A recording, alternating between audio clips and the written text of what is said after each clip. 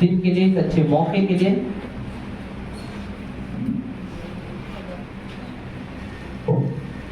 इस समय रहेगा कि हम परमेश्वर के वचन में से पढ़ करके देखें प्रभु का वचन जो आज बाइबल पाठ पढ़े जाएंगे। पहला बाइबल पाठ अय्यूब की पुस्तक 19 अध्याय 25 से लेकर 27 तक। पहला बाइबल पाठ अय्यूब 19 अध्याय 25 से 27। चाहूंगा कि शायद आप इसको पढ़ना भी। 19 अध्याय अय्यूब 19, 25, 26 और 27 तीन वचन है। जब वचनों को पढ़ा जाता है तो कृपया करके ध्यान से सुने। बहुत जरूरी है कि हम परमेश्वर के वचन पर ध्यान देकर उनको पढ़ें और उनको सुने। अय्यूब 19 अध्याय 25, 26 और 27। पहला पाठ अय्यूब की पुस्तक 19 अध्याय 25 से लेके 27 आयत तक। मुझे तो निश्चय है कि मेरा छुड़ाने वाला जीवित है और वह अंत में पृथ्वी में खड़े होगा और अपनी खाल के इस प्रकार नष्ट हो जाने के बाद भी मैं शरीर में होकर परमेश्वर का दर्शन पाऊंगा। उसका दर्शन मैं आप अपनी आंखों से अपने लिए करूंगा और कोई दूसरा नहीं, यद्यपि मेरा हृदय अंदर ही अंदर चूर चूर हो जाए। ये परमेश्वर का पवित्र वचन है। इसके पढ़े और सुने जाने में हम सबको आशीष हो। आमीन। हम दूसरा बाइबल पाठ पढ़ करके सुनेंगे। प्रेरितों की पुस्तक पहला अध्याय 3 से 14 तक। प्रेरितों के काम पहला अध्याय 3 से लेकर 14 तक। सिस्टर विनीता आगे आकर इसको पढ़े। प्रेरितों के काम 1 अध्याय 3 से 14 तक।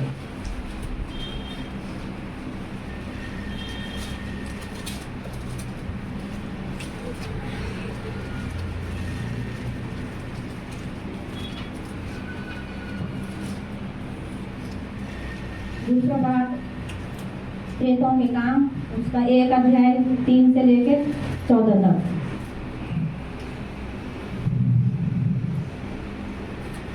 हे थिस्सलुस, मैंने पहली पुस्तक उन सब बातों के विषय में लिखी जो यीशु आरंभ से करता और सिखाता रहा। उस दिन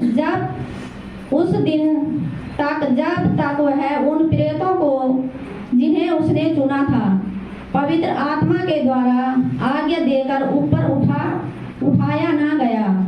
उसने दुख उठाने के बाद बहुत से पक्के परिणामों से अपने आप को उन्हें जीवित दिखाया और 40 दिन तक वह उन्हें दिखाई देता रहा और परमेश्वर के राज्य की बातें करता रहा और उनसे मिलकर उन्हें आज्ञा दी, यरूशलेम को ना छोड़ो, परंतु पिता की उस प्रतिज्ञा के पूरे होने की बाट जोते रहो जिसकी चर्चा तुम मुझसे सुन चुके हो।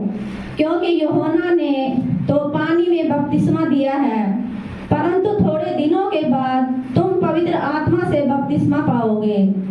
अतः उन्होंने इकट्ठे होकर उससे पूछा, हे प्रभु, क्या तू इसी समय इस्राएल को राज्य फेर देगा? उसने उनसे कहा, उन समयों या कालों को जानना जिनको पिता ने अपने ही अधिकार में रखा है तुम्हारा काम नहीं, परंतु जब पवित्र आत्मा तुम पर आएगा तब तुम सामर्थ पाओगे और यरूशलेम और सारे यहूदिया और सामरिया में और पृथ्वी की छोर तक मेरे गवाह होंगे। यह कहकर वह उनके देखते देखते ऊपर उठा लिया गया और बादल ने उसे उनकी आंखों से छिपा लिया।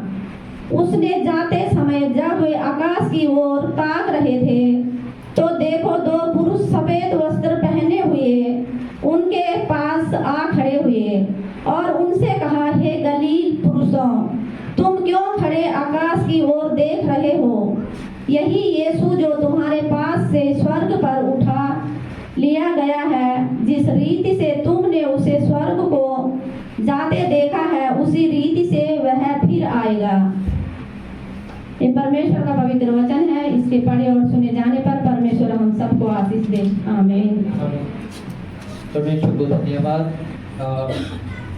तीसरा बाइबल पाठ पढ़कर हम देखेंगे यूहन्ना रचित सुसमाचार 11 अध्याय 17 से 29 तक। इसके लिए हम सब अपने स्थानों पर खड़े हो जाएंगे। प्रभु के वचन को आदर करते हुए अपने स्थानों पर खड़े हों। यूहन्ना रचित सुसमाचार 11 अध्याय 17 से लेकर 27 तक। मैं चाहूंगा कि बीनों आगे आकर इसको पढ़ें। यूहन्ना 11 अध्याय 17 से 27 तक। जब वचनों को पढ़ा जाता है, इन वचनों को जब पढ़ा जाता है तो कृपया करके सभी लोग पीछे पीछे बोले।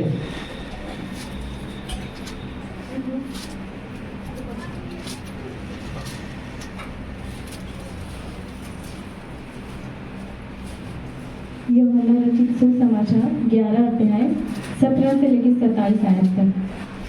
वहां पहुंचने पर यीशु को यह मालूम हुआ कि लाजर को कब्र में रखे 4 दिन हो चुके हैं। बैतनिया यरूशलेम के समीप कोई 2 मील की दूरी पर था। बहुत से यहूदी मार्था और मरियम के पास उनके भाई की मृत्यु पर शांति देने के लिए आए थे। जब मार्था ने यीशु के आने का समाचार सुना तो उससे भेंट करने को गई। परंतु मरियम घर में बैठी रही। मार्था ने यीशु से कहा, हे प्रभु, यदि तू यहाँ होता तो मेरा भाई कदापि न मरता। और अब भी मैं जानती हूँ कि जो कुछ तू परमेश्वर से मांगेगा परमेश्वर तुझे देगा। यीशु ने उससे कहा, तेरा भाई फिर जी उठेगा। मार्था ने उससे कहा, मैं जानती हूँ कि अंतिम दिन में पुनरुत्थान के समय वह जी उठेगा। यीशु ने उससे कहा, पुनरुत्थान और जीवन मैं ही हूँ। जो कोई मुझ पर विश्वास करता है वह यदि मर भी जाए तो भी जिएगा। और जो कोई जीवित है और मुझ पर विश्वास करता है वह अनंत काल तक न मरेगा। क्या तू इस बात पर विश्वास करती है? उसने उससे कहा, हाँ हे प्रभु, मैं विश्वास करती हूँ कि परमेश्वर का पुत्र मसीह जो जगत में आने वाला था वह तू ही है। ये परमेश्वर का पवित्र सुसमाचार है। इसके पढ़े और सुने जाने पे हम सबको आशीष मिले। आमीन।